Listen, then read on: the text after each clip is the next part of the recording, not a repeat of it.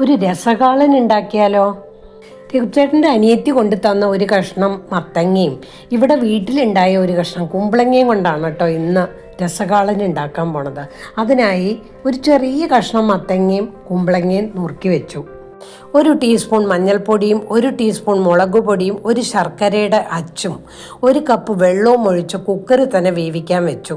2 whistle വരുമ്പോഴേക്കും കഷ്ണം വെന്തിട്ടുണ്ടാവും കേട്ടോ. ഇനി ഇതിലേക്ക് 1 മുറി നാളികേരം ചിരകിയതും 1 ടീസ്പൂൺ ജീരകവും 2 ടീസ്പൂൺ കുരുമുളക് പൊടിയും 3-4 പച്ചമുളകും 1 കപ്പ് തൈരും ചേർത്ത് നന്നായി അരച്ചെടുത്ത് ഇതിലേക്ക് ചേർക്കുക കേട്ടോ. ഇനി ഇതിൽ ആവശ്യത്തിന് ഉപ്പും കറിവേപ്പിലയും ചേർത്ത് കഴിഞ്ഞാൽ ഒന്ന് കടുക് വറുത്തിടണം. കടുക് വറുക്കാനായിട്ട് 1 ടേബിൾ സ്പൂൺ വെളിച്ചെണ്ണയും 1 ടീസ്പൂൺ കടുകും 1 ടീസ്പൂൺ ഉലുവയും 2 ചുവന്ന മുളകും കൂടിയിട്ട് പൊട്ടിക്കുക.